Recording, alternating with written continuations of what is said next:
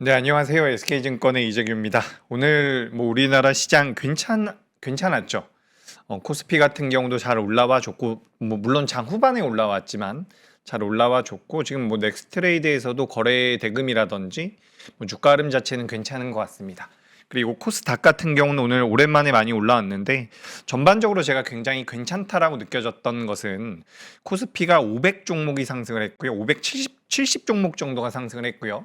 320 종목 정도가 하락을 했거든요. 그렇기 때문에 어떻게 보면 체감상은 굉장히 괜찮은 장이 아니었나라는 생각이 들어요. 그래서 저는 오늘 여러분들께서도 굉장히 좀 마음 편하게 시장을 보시지 않았을까? 아니죠. 장 초반엔 좀 어려웠으니까 마음 편하게 좀 시장을 보셨더라면 좋았겠다라는 말씀을 드리고 싶습니다. 자, 일단 이렇게 좀 말씀드리고요. 제가 요즘에 어떤 생각을 많이 하냐면 이번 주 들어서 시장의 변동성이 굉장히 컸죠. 서킷 브레이커도 걸리고 사이드카도 갑자기 발동이 되고 그래서 이제 시장의 변동성이 굉장히 커지다 보니까 제가 느끼기로는 시장에 대해서 좀 부담을 느끼는 분들이 많이 계신 것 같아요. 그러니까 여러분들이 어떤지도 저는 좀 궁금하거든요. 그러니까 예를 들어 가지고 오늘 코스닥이 오랜만에 반등이 나왔습니다. 그러면 혹시 매도하고 싶다라는 생각이 든 건 아닌지 제가 이런 게 좀 궁금하더라고요. 왜냐하면 제 고객분들 같은 경우는 사실 지난주까지만 하더라도 좀 매수를 하고 싶다라는 의견이 많았는데 이번 주 들어와서는 반등하면 매도하고 싶다라는 분들이 많아진 것 같거든요. 그래서 제가 여러분들께서도 어떤 생각을 하고 있는지 좀 궁금하고 제가 지난 시간에는 경우의 수에 대해서 우리가 좀 고민을 해봐야 된다. 이런 말씀들을 많이 드렸는데 일단 저는 그래요.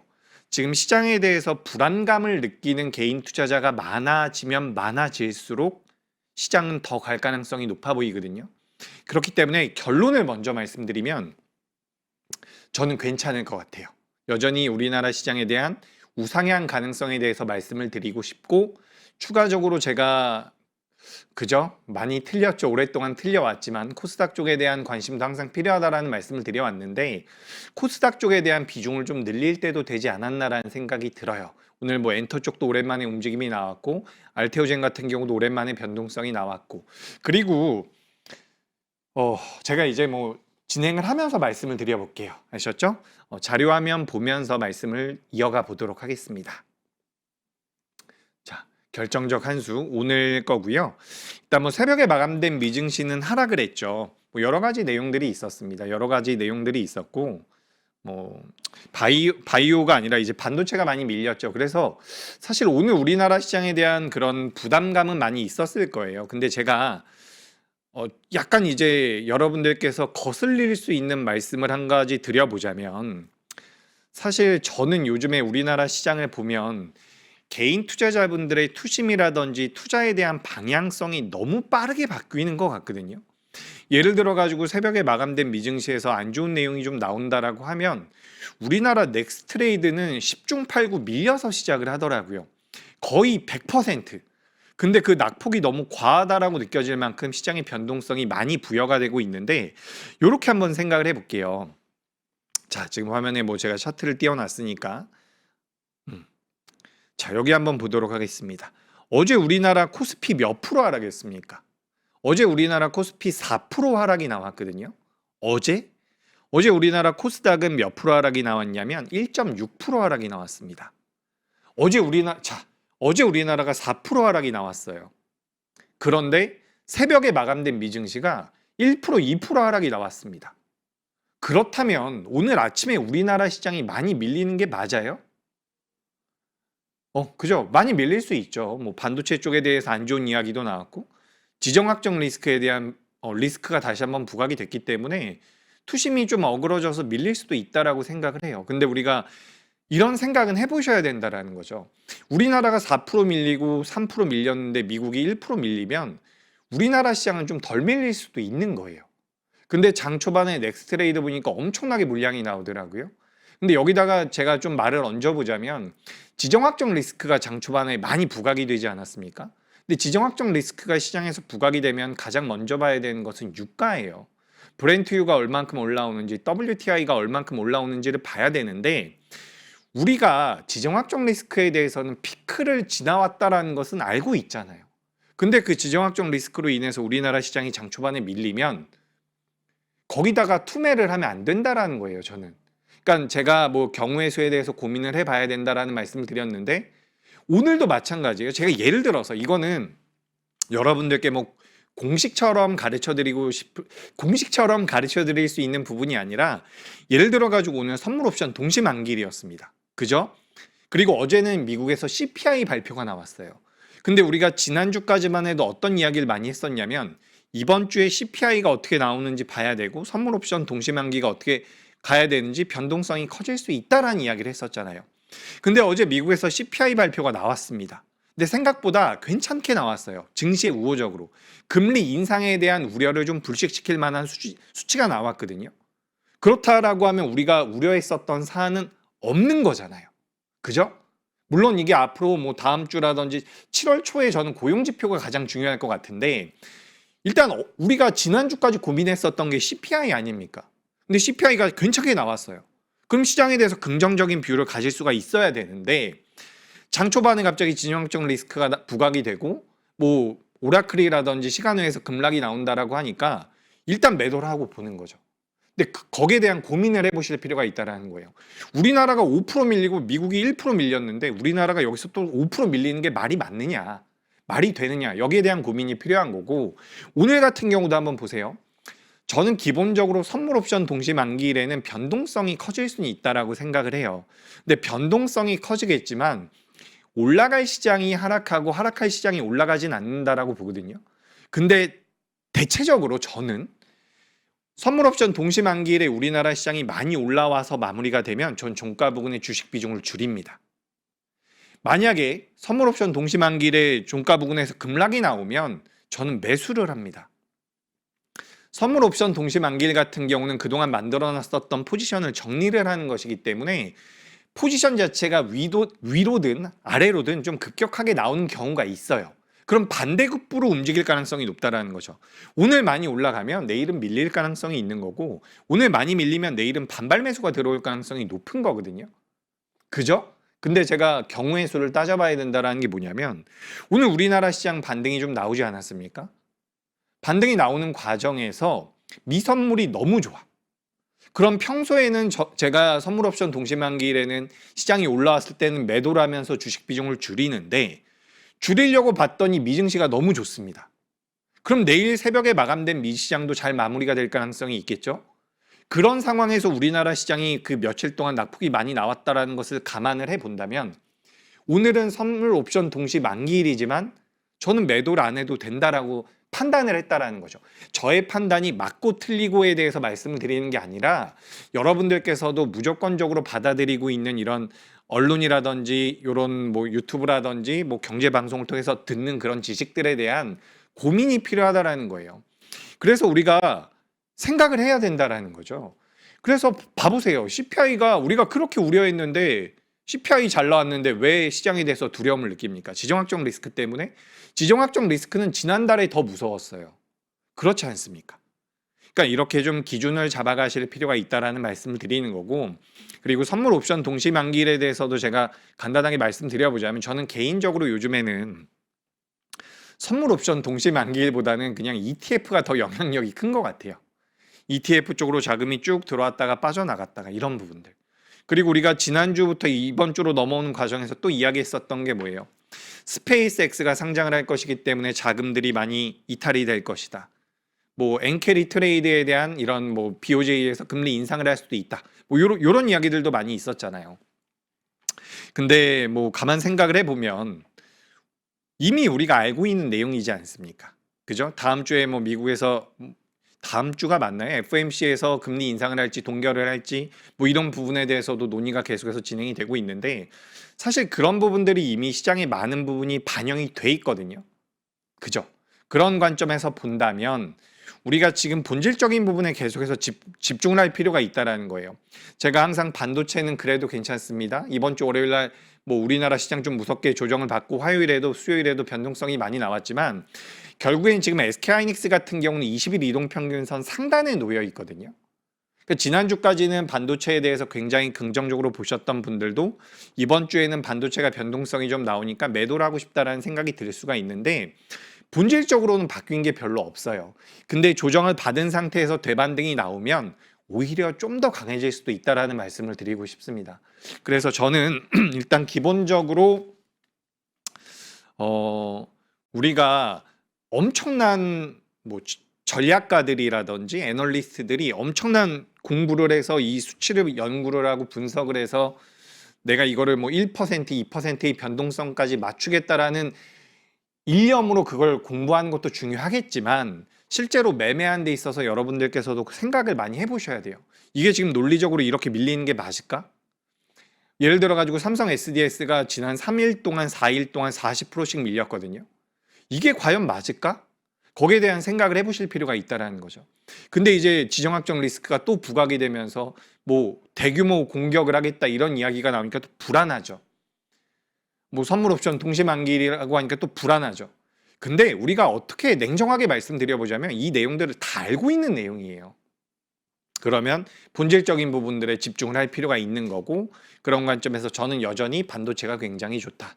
오늘 반도체 같은 경우는 소부장 쪽에서 반등이 많이 나왔고, 그죠? 그리고 오늘 제가 준비한 결정적 한 수의 키워드는 많이 어떻게 보면 저도 하고 싶었던 키워드인데, 오늘 제가 준비한 키워드는 코스닥입니다. 코스닥이라는 키워드를 준비를 해봤거든요. 여기 한번 자료 보면서 말씀 이어가 보도록 할게요. 결정적 한 수는 오늘 코스닥입니다. 자, 그래서 이제 코스닥으로 여러분들께서 무조건 다 담으셔야 됩니다 라고 말씀드리는 건 아니고, 그래도 오늘 좀 의미하는 바가 있었어요. 근데 사실 오늘만 그런 게 아니라 제가 지난 4거래일 동안의 주가 흐름을 거의 매일 봤거든요. 지난 4거래일, 그러니까 월, 화, 수, 목인가요? 하루 빼고는 코스닥이 코스피보다 잘 버텨주고 좋았어요. 근데 그 중에서 하루 양시장 다 많이 밀린 날이 있거든요. 근데 그때는 이제 코스닥이 좀 더 밀리긴 했어요. 근데 어찌됐건 간에 조금씩 변화가 있지 않나라는 생각이 들어서 코스닥 쪽에 대해서 오늘 좀 준비를 해봤습니다. 그래서 코스닥 쪽에 대해서 말씀을 드릴 거고, 이제 우리가 코스닥 쪽에 대해서 제가 이야기를 할 때 항상 말씀드리는 게, 지금 시장에서는 관심이 없어도 몇 달 후에는 우리가 많이 이야기하고 있을 수 있습니다. 이런 이야기 하잖아요. 작년에 우리가 삼성전자 이야기 안 했던 것처럼 지금도 제약바이오 이야기 많이 안 하고 있고, 뭐 로봇주라든지 2차전지 많이 이야기 안 하고 있어도 하고 있죠. 하고 있는데, 뭐 예를 들어가지고 엔터주 우리가 지난주까지 지지난주까지 이야기 안 했었잖아요. 근데 오늘 강하게 올라온 것처럼 우리가 앞으로 2달 후에 3달 후에 어떤 종목군들이 올라갈지에 대한 고민이 필요하고, 그런 관점에서 코스닥에 대한 관심도 필요하다는 거죠. 그래서 제가 항상 준비하는 것처럼 이렇게 명언들을 좀 넣어놨거든요. 하워드 막스라는 분이 이런 이야기를 했죠. 최고의 기회는 대개, 요거 이제 제가 챗 GPT로 만들었더니 이게 스펠링이 좀 틀렸네요. 철자가. 대개 사람들이 보지 않는 곳에 있다. 이거 철자가 맞나요? 제가 알기로는 여기 뒤에 게 어인데 저도 긴가민가 하네요. 그리고 강세장은 비관 속에서 태어난다. 모두가 같은 생각을 할 때 사실 아무도 생각하고 있지 않은 것이다. 전 이 말이 너무 웃겼거든요. 모두가 같은 생각을 할 때 사실 아무도 생각하고 있지 않은 것이다. 이것도 좀 와닿았어요. 그래가지고 제가 이런 말씀을 드리는 게 코스닥 쪽이 무조건 좋다라는 것은 아니고, 다만 지난 4거래일 동안 코스닥이 상대적으로 견조했고 코스닥이 올라갈 수 있는 명분은 있어요. 그렇기 때문에 여러분들께서도 좀 관심을 가져보자. 물론 저는 반도체가 메인이라고 또 생각을 합니다. 근데 반도체 같은 경우도 여러분, 제가 느끼기에는 주가의 흐름 자체는 좀 둔화될 가능성이 있어 보여요. 지금 제가 막 방송 들어오기 전에 계산을 해보니까 코스피 요렇게 한번 봐볼게요. 시가총액 기준으로 한번 봐볼게요. 자, 시가총액을 보면 여기 코스피를 잠깐 보겠습니다. 지금 삼성전자가 우리나라 시가총액 1위 기업인데 1,800조 정도 되거든요. 1,800조 정도 되는데 이게 전체 시가총액에서 25% 정도를 차지하고 있어요. 그럼 4분의 1 정도 되는 거죠. 4분의 1. 그럼 4배 곱하면 우리나라 종합주가지수 코스피 전체 시장이 6,800조 정도 되는 거거든요. 6,800조가 좀 넘겠다, 그죠? 코스닥 같은 경우는 어때요? 지금 알테오젠이 시가총액이 참 많이 줄었네요. 여기다가 이제 3배를 곱하면 알테오젠 같은 경우는 550조 정도, 알테오젠이 아니라 이제 코스닥의 전체 시가총액이 550조 정도 된다라는 거예요. 그러면 코스피는 680조, 코스닥은 550조예요. 10배의 규모 차이가 있거든요. 10배의 규모 차이가 있기 때문에 코스닥은 자금이 조금만 들어와도 변동성이 커질 수 있다는 장점이 있습니다.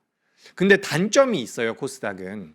제가 매번은 아니지만 그래도 가끔 말씀드렸던 게 뭐냐면, 코스닥은 상장되어 있는 모든 기업들, 제가 막 들어오면서 열심히 연구를 해보니까, 열심히 찾아보니까 코스닥에 상장되어 있는 기업이 1268종목이라고 해요. 1268종목. 분명히 틀릴 겁니다. 몇 종목은 위아래로 등락이 있을 거예요. 1268종목인데 이 중에서 흑자가 나오고 있는 기업이 710종목이에요. 710종목. 그리고 적자가 나고 있는 기업이 558종목이거든요. 그러니까 코스닥은 전체 시장으로 봤을 때 700종목이 수익이 나고 있고 500종목은 마이너스라는 거예요.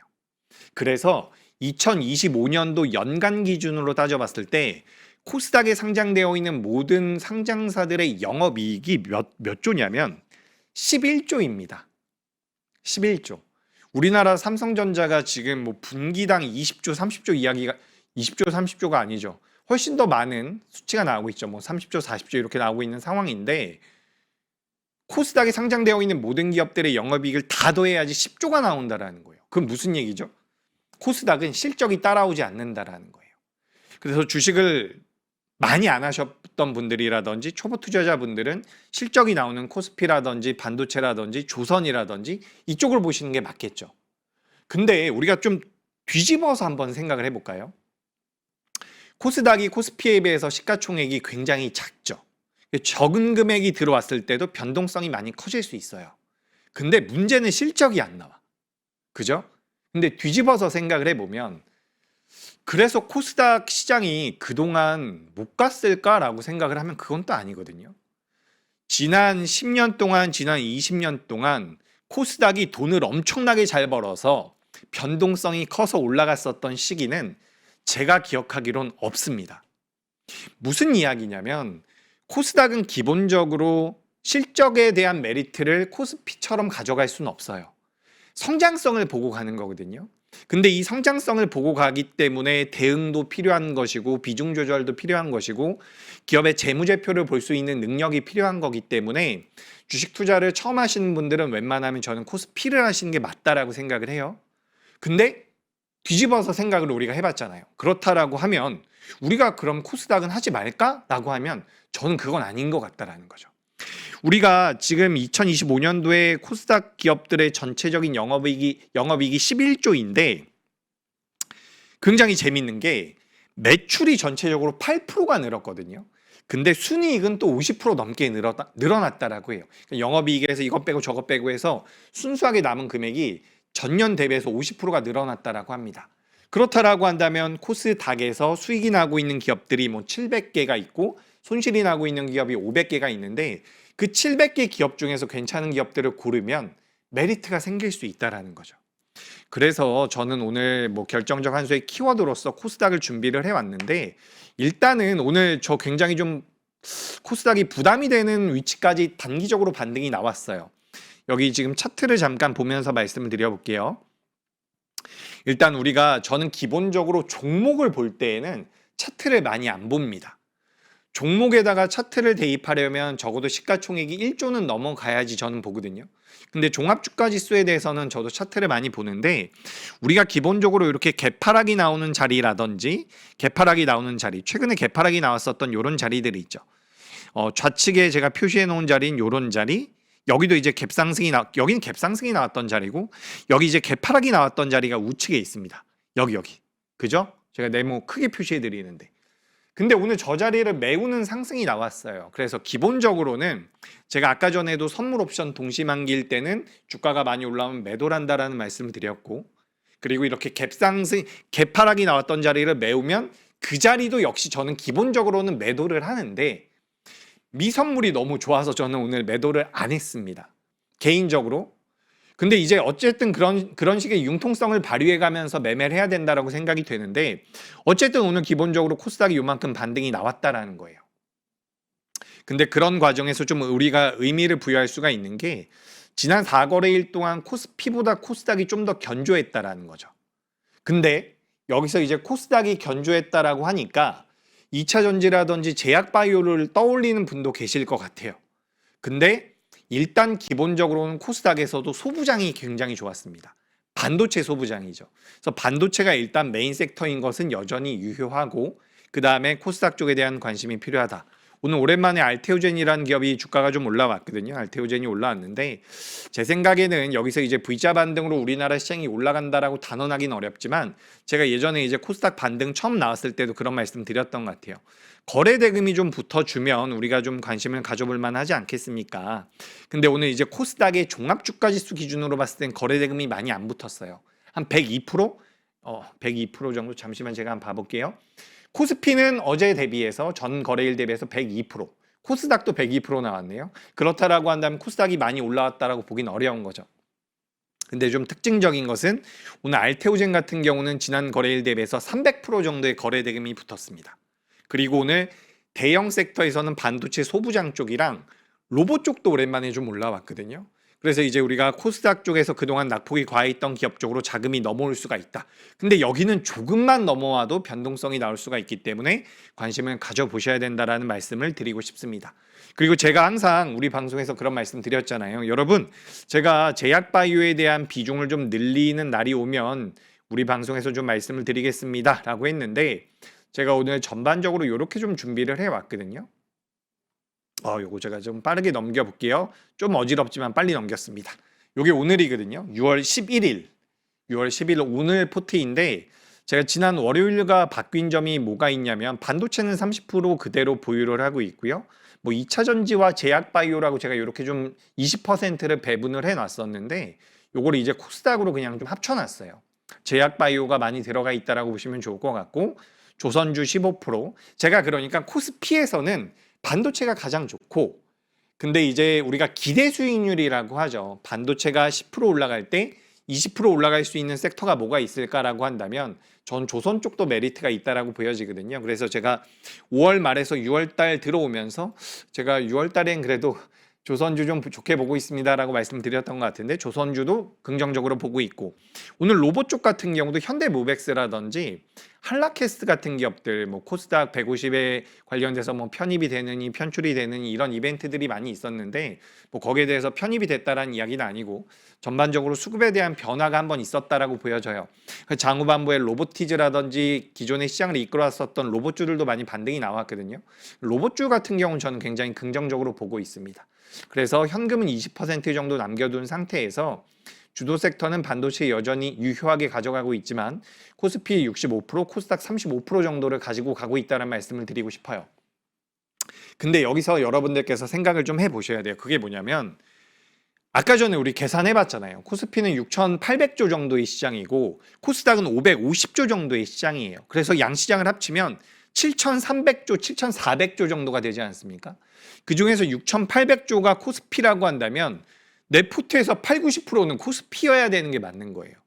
근데 지금 여기 보시면 코스피가 65%고 코스닥이 35%라고 한다면 코스닥에 대한 비중을 좀 늘린 거죠. 그러니까 여기서는 여러분들께서 판단을 하셔야 돼요. 뭘 판단하셔야 되느냐? 나는 조금 변동성이 나오더라도 고수익을 좀 노려보고 싶어라고 한다면 코스닥을 늘리는 게 어떻게 보면 맞을 수도 있겠죠. 좀 더 공격적으로 해보겠다라고 한다면. 근데 기본적으로는 포트폴리오를 구성할 때 코스피가 더 많아야 된다라는 말씀을 드립니다. 근데 저는 개인적으로 여기서 만약에 우리나라 뭐 내일 마무리가 됐는데 미증시가 올라왔어요. 미국의 10년물 국채가 안정이 됐습니다. 저는 스페이스X는 제가 지난 시간에도 한번 말씀드렸던 것 같은데, 우리가 그 MMF라고 하는 게 있어요. 머니마켓 펀드라고 해가지고 단기성 자금이 모여있는 곳이 있거든요. 근데 거기에 있는 자금이 굉장히 크다라고 합니다. 그러니까 지금 뭐 스페이스X 쪽에서 IPO를 한다라고 해서 뭐 750억 달러가 넘어갈 것이다. 근데 뭐 자금이 2,500억 달러가 들어왔다라고 하는데 거기에 8조 달러가 있다라고 해요. MMF 쪽에. 그러니까 실제로 이제 스페이스X가 상장됨으로 인해서 자금이 많이 이탈이 되고 그쪽으로 들어가는 것도 맞지만, 이게 전반적인 시장의 수급을 어그러뜨릴 만큼의 규모는 아니라는 생각이 전 들거든요. 그래서 어찌됐건 간에 내일 아침에 일어났는데 미증시도 잘 마무리가 됐고 스페이스X 이벤트도 잘 넘어가면 전 우리나라 시장이 좀 안정을 찾을 가능성이 높아 보이거든요. 아니 환율이 1,560원까지 갔다가 20원, 30원까지 밀리고 안정이 되고 있잖아요. 지정학적 리스크가 다시 한번 부각이 되고 있는데 유가가 많이 튀지 않았습니다. 미국의 10년물 국채금리도 어느 정도 안정이 된다면 전 우리나라 시장이 다시 한번 우상향을 만들 가능성이 높아 보여요. 그러면 코스피도 올라오고 코스닥도 올라올 텐데 단기적으로 코스닥이 너무나도 오랫동안 외면받았던 상태이기 때문에 이렇게 비중 배분을 전 하고 있다라는 거예요. 근데 저는 개인적으로는 코스닥을 조금 더 늘리고 싶은 욕심이 있습니다. 근데 하루 이틀 정도는 더 봐야 될 것 같아요. 자금이 좀 더 들어오면. 근데 지금 이 화면에 보시는 내역만 가지고 보셔도 요거는 코스닥이 좀 많은 편이긴 합니다. 그런 것들은 한번 참고를 해보시면 될 것 같아요. 그래서 반도체도 이렇게 좀 움직임이 나왔다라는 말씀 쭉 드리고, 그래서 오늘은 저 결정적 한 수의 키워드는 코스닥입니다. 그래서 제가 그동안 뭐 코스닥이 좀 변동성이 나오면 말씀드리겠습니다라고 했는데 그렇게 좀 말씀드리는 거고, 결국엔 이거예요, 여러분. 항상 그런 것 같아요. 증시뿐만 아니라 모든 인생이 그런 것 같습니다. 한쪽으로 모든 게 쏠려가면 반대급부가 반드시 있어요. 그렇지 않습니까? 저는 그렇게 느끼거든요. 그래서 여기 이 명언들도 맞는 것 같아요. 모두가 같은 생각을 할 때 사실 아무도 생각하고 있지 않은 것이다. 현명한 사람은 처음에 하는 일을 군중은 마지막에 한다. 근데 요거는 제가 사실 주식 투자에다가 한번 빗대어서 설명을 드려보자면, 현명한 사람은 일찍 한다라는 거죠. 근데 예를 들어 가지고 한 달 전부터 두 달 전부터 제가 예를 들어서 제약바이오를 굉장히 좋게 보고 있습니다. 제약바이오를 한 80% 사가지고 있었다면 지난 한 달 동안, 두 달 동안 완벽하게 소외되어 있었겠죠. 그렇기 때문에 사실 맨 처음에 무언가 액션을 취한다라는 것은 굉장히 어려운 건데, 그걸 이제 그런 액션을 취하고 나서 시세의 변동성이라든지 시세가 빠르게 나와준다면 베스트지만, 너무 빠르게 액션을 취했을 때는 기다려야 되는 시간이 길어질 수는 있습니다. 그런 단점이 있어요. 그래서 지금 이 격언이 굉장히 마음에 들기도 하지만, 지금같이 우리나라 시장의 변동성이 크고 뚜렷한 주도 섹터가 있을 때는 굳이 내가 먼저 하진 않아도 될 것 같다, 이렇게 좀 말씀을 드리고 싶습니다. 어찌됐건 간에 지금부터는 코스닥 쪽도 좀 보시는 게 좋을 것 같아요. 아셨죠? 그렇게 좀 그런 관점으로 말씀을 드리는 거고, 매크로 수치도 한번 보도록 하겠습니다. 뭐 달러 원 환율이 지금 1,525원, 그리고 10년물 국채 금리가 4.5% 넘어가 있는 상황이고요. 그리고 코스닥 같은 경우는 지금 960포인트까지 내려와, 종가는 올라왔습니다. 장중에 캡처한 거기 때문에 이렇게 내려왔는데, 5월 13일에도 1,176포인트였고요. 뭐 1,056포인트였고 1,100포인트였기 때문에 코스닥은 일단 낙폭이 과하다라고 생각이 되는 거죠. 그래서 코스닥 쪽에 대해서는 우리가 이렇게 생각을 하는 거죠. 정리를 한번 해볼게요. 코스닥은 2025년도 기준으로 했을 때도 전체 상장사들의 벌어들이고 있는 이익이 11조밖에 안 된다. 정말 작은 거잖아요. 펀더멘탈을 보고서는 매매하기가 어렵다. 근데 반대로 생각을 해보면 코스닥이 언제 돈을 많이 벌어서 과거에 뭐 코로나 사태 때도 뿐만 아니라 그렇게 변동성이 잘 나왔을까라고 생각을 해보면 실적이 잘 나왔었던 경우는 별로 없다라는 거죠. 그래서 우리가 코스닥은 성장성에 대한 관점으로 볼 필요가 있는데, 규모 자체가 작다 보니까 자금이 들어올 때는 변동성이 많이 커질 수도 있겠다. 그런 관점에서 저는 여러분들께서 전체 포트에서 뭐 10%에서 20% 정도라도 코스닥 쪽에 대한 관심이 필요하지 않을까라는 말씀을 드리고, 매크로 수치를 넣어 놓은 이유는 그겁니다. 오늘 아침에 제가 이거 뭐 아까 전에도 좀 듣기 불편하실 수 있다라고 하면서 말씀드렸는데, 우리 시청자분들은 안 그러실 거라고 저는 믿어 의심치 않습니다. 근데 이게 넥스트레이드에서의 변동성이 제가 봤을 땐 너무 무모할 정도로 크게 나오거든요. 투매를 엄청나게 한다든지 추격 매수를 엄청나게 하거든요. 그러니까 저는 웬만하면 본장 기준으로 대응을 하시면 좋을 것 같아요. 그래서 뭐 새벽에 미증시 안 좋다 그러고요, 뭐 뉴스에서 호르무즈 해협을 또 한번 봉쇄하겠다라고 하면 아침부터 물량이 엄청나게 나오거든요. 저한테도 전화가 엄청 와요. 뭐 이거 시장 안 좋다는데 매도해야 되는 거 아닙니까? 오늘 아침에도 매도해야 되는 거 아닙니까? 라고 하는 거예요. 그래서 제가 아니 근데 CPI가 잘 나오지 않았습니까? 우리가 지난주에서 이번 주로 넘어오는 과정에서 미국의 고용지표가 너무 잘 나왔고 고용지표가 높게 나오니 우리가 물가 인상에 대한, 금리 인상에 대한 두려움이 있었던 거 아닙니까? 그런데 이제 여기서 CPI가 좀 안정적으로 나와줬다라는 것은 금리 인상에 대한 우려를 우리가 좀 덜 해도 된다라는 거예요. 여러분, 지금 우리가 기다리는 것은 금리 인하를 한다라는 내용이 아니에요. 금리 인상을 안 해도 될 것 같다. 여기까지만 내용이 나와도 돼요. 근데 제가 왜 저는 사실 금리 인상에 대한 두려움이 좀 덜했거든요. 왜 그러냐면 우리가 며칠 전에 우리나라 종합주가 지수가 많이 밀렸어요. 언제 많이 밀렸냐면 어제죠. 어제 우리나라 시장 많이 밀렸습니다. 맞죠? 제가 요즘에 서킷이랑 사이드카가 너무 자주 터지니까 정신이 없어. 근데 어제 우리나라 많이 밀렸잖아요. 그죠? 요거 한번 보여드릴게요. 요거 뭐예요? 신한지주. KB금융 한번 보여드릴게요. 요건 KB바레인프라고 KB금융. 자, 금리 인상을 시장에서 할 거라고 생각이 되면서 공포에 떨면서 우리나라 시장이 급락이 나오면 그래도 금리 인상에 대한 수혜를 받을 수 있는 은행주는 올라가야 된다라고 저는 생각을 하거든요. 근데 어제는 은행주도 빠졌어요. 그렇다라는 것은 시장에 밀린 명분이 무조건 금리 인상은 아니라는 거예요. 이렇게 우리가 논리 구조를 생각을 하면서 갈 수가 있는 거거든요. 근데 새벽에 마감된 미증시에서 CPI가 어느 정도 안정이 됐죠. 그러니까 오늘 우리나라 코스닥이 왜 올라오겠습니까?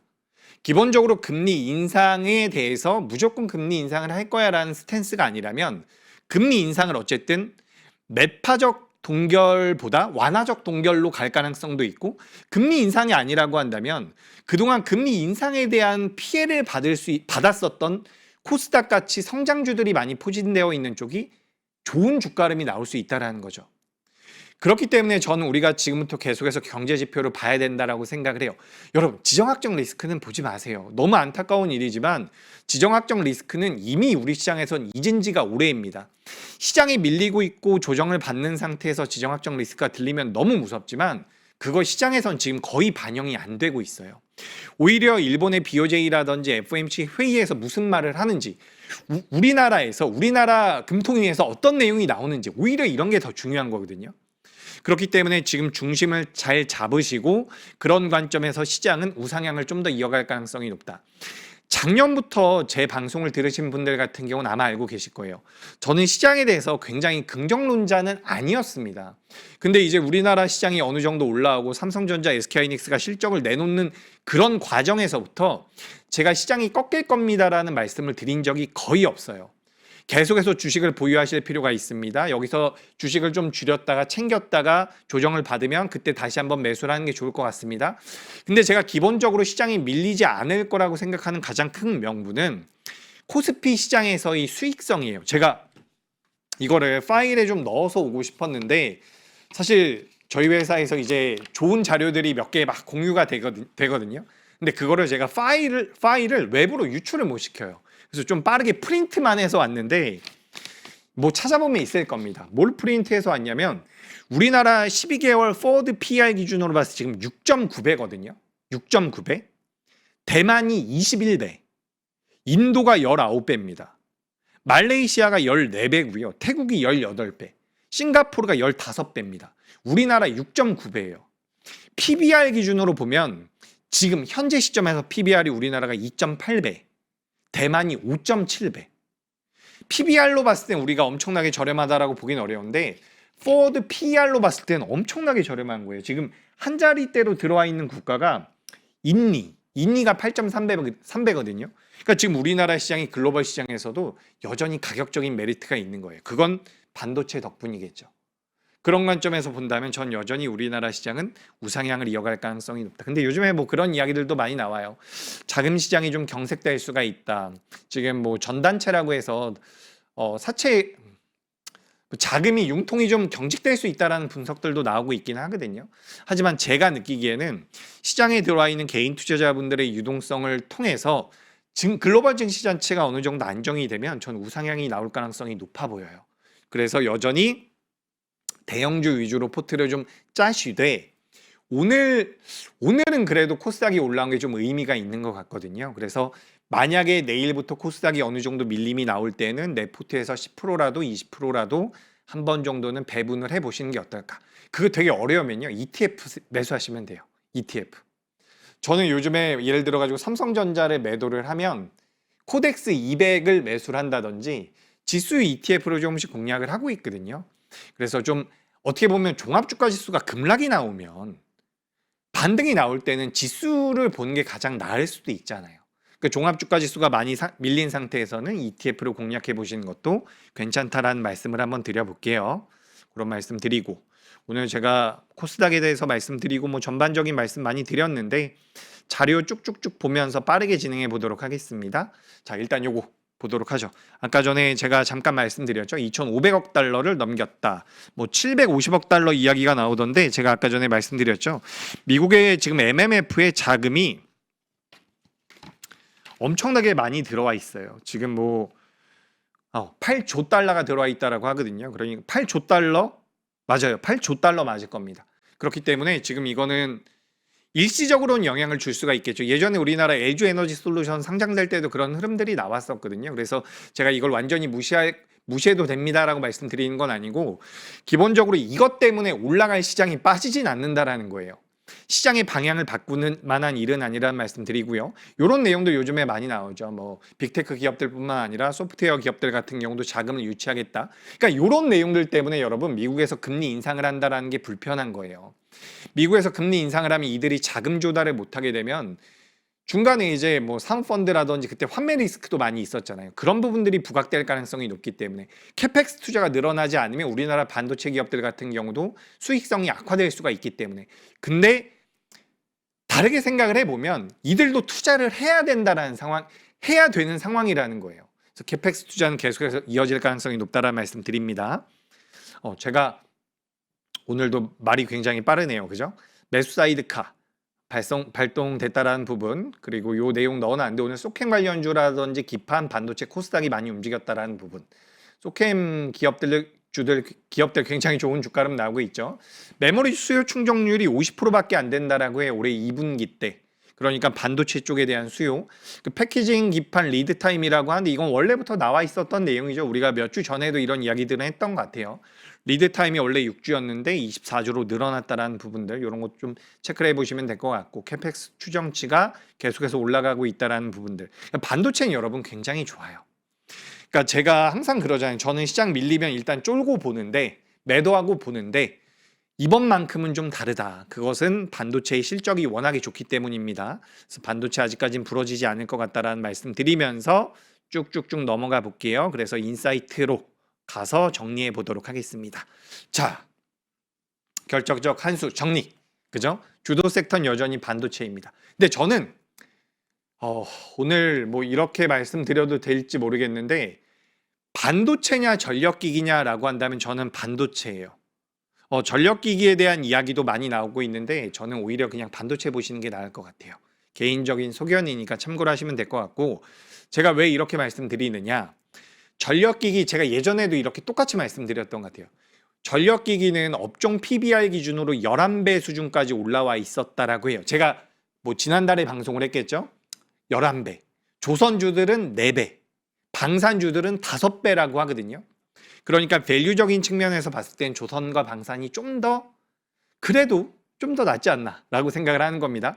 전력기기가 AI 데이터 센터라는 내러티브라고 한다면 오히려 반도체를 보시는 게 맞지 않을까라는 말씀을 드려요. 그리고 추가적으로 코스닥도 좀 보실 필요가 있고, 코스닥은 내가 변동성이 좀 불편하다라고 한다면 그냥 지수 ETF 하시면 될 것 같아요. 지수 ETF. ETF 하실 때는 뭘 하셔야 됩니까? 거래대금이 가장 많은 거 하시면 돼요. 거래대금 많은 거.